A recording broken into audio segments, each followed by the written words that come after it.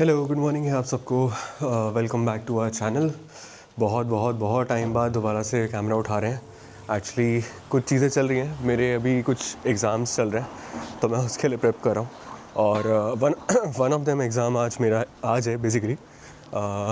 जो आपको पता नहीं याद होगा नहीं होगा, 6 महीने पहले मैंने ड्राइविंग टेस्ट की अपॉइंटमेंट ली थी और आज फाइनली वो दिन है जो मेरा ड्राइविंग टेस्ट है, बेसिकली रिटन टेस्ट है। तो आज वहाँ जाना है मेरे को और अभी हो रहे हैं सुबह के 10:30 और मैं अभी निकल रहा हूँ यहाँ से। मेरे घर से लगभग सेंटर 1.5 घंटा दूर है, तो मुझे जाने में वहाँ पे टाइम लगेगा और मेरी 1 बजे की अपॉइंटमेंट है। तो कोशिश कर रहा हूँ कि मैं आधा पौना घंटा पहले पहुँच जाऊँ ताकि वहाँ पे ना बहुत लंबी वेटिंग लाइन होती है। लाइक लास्ट टाइम भी मुझे सिर्फ एक अपॉइंटमेंट लेने के लिए 3 घंटे रुकना पड़ता, तो मैं उस चीज़ को कंसिडर करते हुए आज थोड़ा और जल्दी निकल रहा हूँ। देखते हैं कैसा रहता है। और स्वाति आज ऑफिस गई है, मैं घर से ही कर रहा हूँ काम। सुबह मैंने अर्ली स्टार्ट कर लिया था बट दिन का मैंने थोड़ा सा टाइम ऑफ लिया है, उसके बाद वो रात में मैं कंटिन्यू करूँगा उस चीज़ के लिए। अभी चलते हैं, दिन बताता हूँ। आज का दिन का एक और प्लान है मेरा, उसके बाद क्या सीन है आपको पूरा समझाता हूँ मैं। अभी चलते हैं ड्राइविंग टेस्ट के लिए पहले। अभी लेंगे बस, आने वाली है बस यहाँ पे। आ गई। यहाँ से बस लेके जाएंगे ओदाक्यू लाइन की तरफ। देन वहाँ से मुझे 2-3 लाइन चेंज करके पहुँचना पड़ेगा, तो अभी बस से चलते हैं आगे सीधा।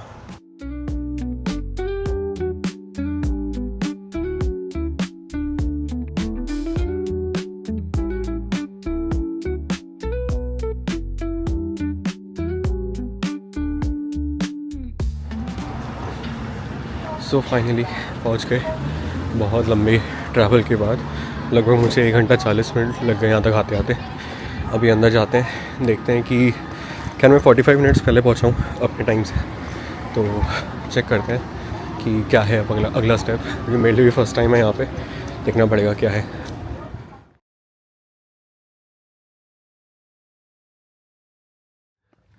आ गए फाइनली वापस। हो गया एग्ज़ाम और बताता हूँ अभी क्या रहा एग्ज़ाम का। मैं सुबह निकला था 10:30 बजे और रास्ते में मैं रिकॉर्ड नहीं कर पाया। सही बताऊँ, रिकॉर्ड करने की हिम्मत ही नहीं हो रही थी। अभी शाम के 7:30 हो रहे हैं, घर आ रहा हूँ मैं अब वहाँ से ड्राइविंग स्कूल सेंटर से। तो मेरा पूरा का पूरा दिन वहाँ लगा है आज। तो अभी घर चल के बताता हूँ कि एक्चुअली में क्या रहा, कैसा गया एग्ज़ाम, पास हुआ फेल हुआ, बताता हूँ घर चल के। अभी स्वाति घर पे ही है, मिलते थोड़ी देर में। आज मौसम इतना अच्छा हो रहा है ना यहाँ पे। अभी जून का महीना चल रहा है और इतनी अच्छी हवा है आसपास, भाई क्या ही बताऊँ। चलो घर चलते हैं, देन मिलते हैं स्वाति से। पार्टी क्या पार्टी? किस बात की पास पार्टी? हो गया ना। अरे अभी मैंने नहीं बताया था, पहले अब बता तो मैंने दिया। बता दिया। अभी बैठ के बात करते हैं, रुक जाओ। खड़े होके कर लो, कोई बात नहीं। नहीं, हम बैठ के बात करेंगे। अभी फाइनली थोड़ा सा फ्रेशन अप होके बैठे हैं। स्वाति ने मेरा एक सस्पेंस तो आउट ही कर दिया। हाँ, मैं पास हो गया इसमें अभी। मैंने अपने पुराने ब्लॉग में भी ये बताया था कि पता नहीं शायद बताया था या नहीं बताया था, मैं अपना जो इंडिया का लाइसेंस है वो जापान में ट्रांसलेट करा रहा हूँ, ट्रांसलेट एज इन कन्वर्ट करा रहा हूँ।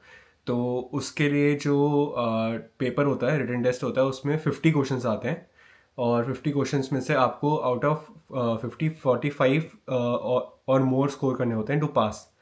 तो पहले क्या था, पहले थोड़ा सा टेस्ट इजी होता था, लाइक 10 क्वेश्चंस होते थे और उसमें से 7 आपको सही करने हैं पास करने के लिए।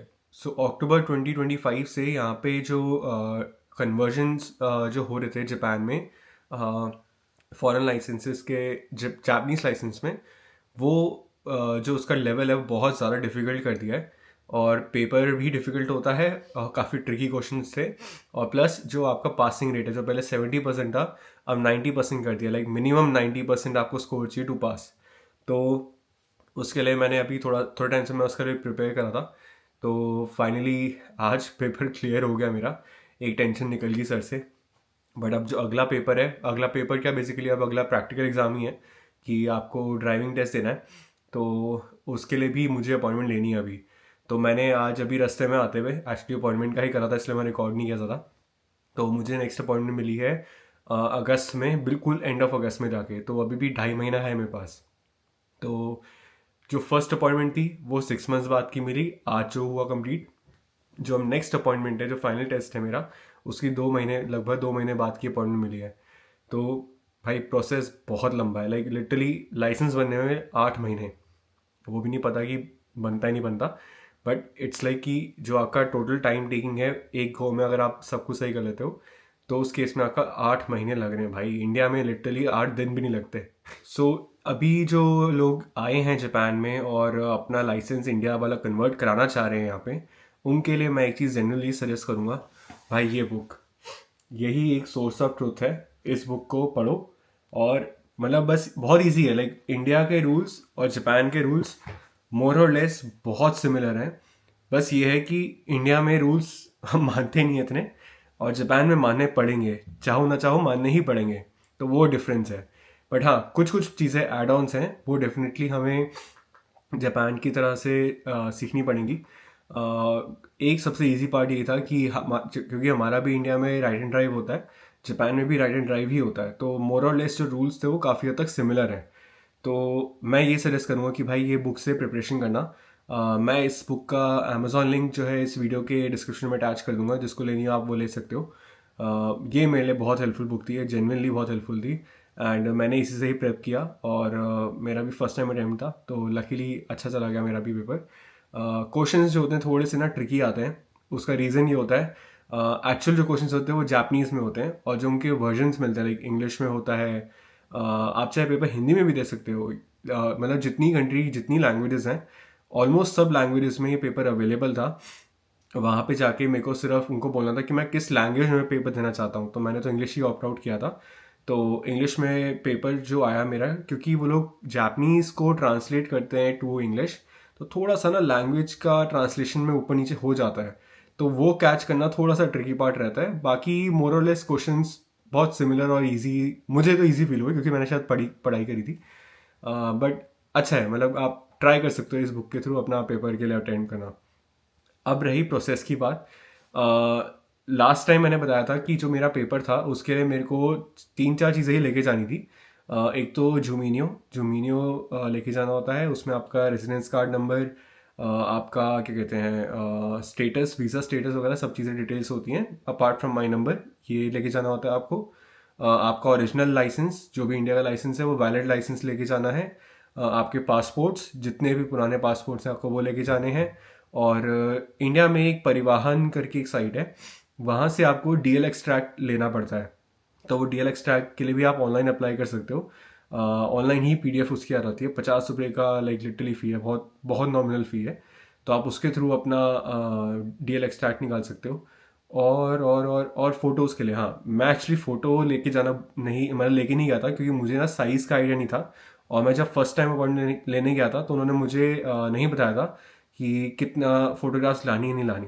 बट मैंने लास्ट टाइम ये देख लिया था कि मेरे सेंटर पे वहाँ पे ऑलरेडी फ़ोटो बूथ्स हैं। मेरे ख्याल से मोर और लेस सब सेंटर्स पे ये चीज़ मिल जाएगी, क्योंकि मैंने अपने दोस्तों से भी सुना था कि वहाँ पे मिल जाता है, तो इशू नहीं है। तो मैंने भी वहीं से अपनी फ़ोटो क्लिक करा के, वहीं भी पंच मशीन होती है तो आपकी फ़ोटो कट भी हो जाती है, तो मैंने वहीं के वहीं हाथों हाथ उनको दे दिया था। तो ऐसा सा कुछ था, लाइक आप फर्स्ट टाइम जब जाओगे अंदर तो आपसे डॉक्यूमेंट्स ले लेंगे।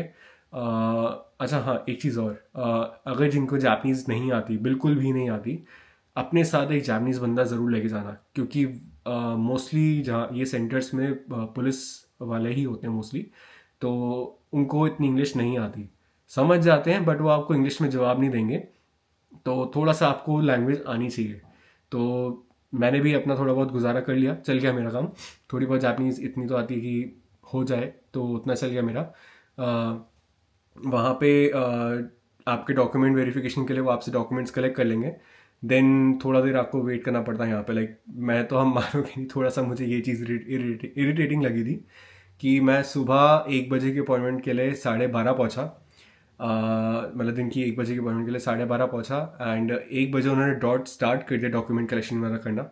हार्डली 10 मिनट लगे, उन्होंने मेरे डॉक्यूमेंट ले लिए, एंड उन्होंने कहा कि 3 बजे तक वेट करना पड़ेगा, क्योंकि जिनके पास अपॉइंटमेंट नहीं है उनको हमें पहले डील करना है। तो वो प्रोसेस जो है ना बीच का, वो बहुत बहुत टाइम कंज्यूमिंग था, जो मुझे थोड़ा सा इरिटेटिंग लगा। कि हम तो अपॉइंटमेंट लेके आए, हमें तो पहले डील करो, बट पता नहीं उन्होंने ऐसी प्रेफरेंसेस रखी हुई थी, इट्स ओके। देन 3 बजे के बाद उन्होंने हमारा डॉक्यूमेंट वेरीफाई किया। उसके बाद फ़ीस सबमिशन होती है कि आपको टेस्ट देना है, तो उसकी 2500 येन फ़ी देनी पड़ी। 2500 येन फ़ी देने के बाद आपको हमें टेस्टिंग वाले जहाँ पे सेंटर मतलब सिटिंग पोजिशन वो था, एरिया था, वहाँ ले गए। उन्होंने फिर हमें बुकलेट्स दी, और जो OMR शीट्स नहीं आती जो हम कॉलेज के टाइम पे पेपरों में भरते थे, तो OMR शीट्स वाली आंसर शीट्स थी। आपको उन बुकलेट को फॉलो करके आंसर शीट भरनी है। सारी इंस्ट्रक्शंस आपको जापानीज़ में ही मिलेगी। इंग्लिश में सिर्फ बोर्ड पे लिखा होता है, वो बोलते नहीं है इंग्लिश में, आपको सारा कुछ जापानीज़ में ही बोलेंगे, and you have to like समझना पड़ेगा थोड़ा थोड़ा। इसलिए मैं कह रहा हूँ कि थोड़ी बहुत जापानीज़ आती हो तो ऐसे सेंटर्स में जाना। सॉरी मेरा गला ख़राब है। अदरवाइज़ किसी को अपने साथ लेके जाना प्लीज़। देन उसके बाद जब आपका ये सब हो जाएगा, टेस्ट वेस्ट हो जाएगा, देन थोड़ी देर आपको बाहर वेट करना पड़ता है। नॉर्मली ये लोग क्या करते हैं, जो जिनका नहीं हुआ उनको थोड़ा पहले बुला देते हैं एंड उनको रिजल्ट बता देते हैं कि आपका नहीं हुआ। आपका रिजल्ट में ना वो स्कोर बता देते हैं कि आपका इतना स्कोर था, तो आप नेक्स्ट टाइम ट्राई करना चाहो तो कर सकते हो, नहीं तो it's okay, you can go. तो वो करके उन्होंने भेज दिया। देन उसके बाद लास्ट में आके हमारा नंबर आया। लाइक हम मेरे ख्याल से 7 या 8 जने पास हुए, और अराउंड 20 लोग थे क्लास में, मतलब जो सिटिंग एरिया था, मतलब जहाँ पे एग्ज़ाम हुआ हमारा। तो उसमें से 7 या 8 लोग ही हम पास हुए, बाकी मोस्टली लोगों को उन्होंने भेज दिया वापस। तो पास हुए। देन उसके बाद उन्होंने हमें बताया, बहुत सारी इंस्ट्रक्शंस दी जापानीज़ में कि नेक्स्ट अपॉइंटमेंट जो है आपको ऑनलाइन लेनी है, ब्ला ब्ला ब्ला, बहुत सारी चीज़ें थी। अब बहुत ज़्यादा मैं डेप्थ में जाऊँगा तो बहुत बोरिंग हो जाएगा, बट मोरलेस जो प्रोसेस था वो ये था।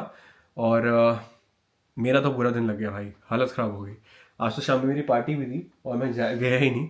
मैंने सोचा था कि मैं ऑफिस की पार्टी में जाऊंगा, और मेरे को 6 बजे पहुंचना था उस लोकेशन पे, एंड मैं पहुंच ही नहीं पाया। मैं 6:40 तक पहुंचता अगर मैं अपने वहाँ से निकलता तो मैंने वो कैंसिल कर दिया अपना जाना।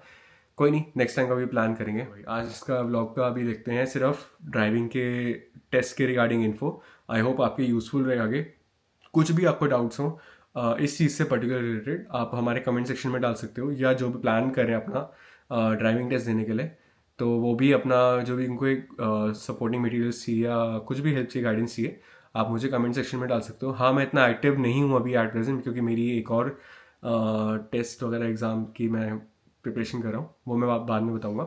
तो चले, अभी फ़िलहाल आपको कुछ हेल्प चाहिए होगी तो मैं कोशिश होगी मैं आपको रिप्लाई बैक करूँ अपने इंस्टाग्राम पे या फिर मैं कमेंट सेक्शन पे। सो मिलते हैं हम नेक्स्ट वीडियो में। आई होप हम नेक्स्ट वीडियो भी जल्दी डालें।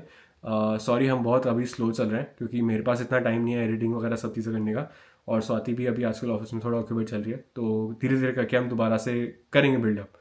तो हम मिलते हैं नेक्स्ट वीडियो में। Bye bye.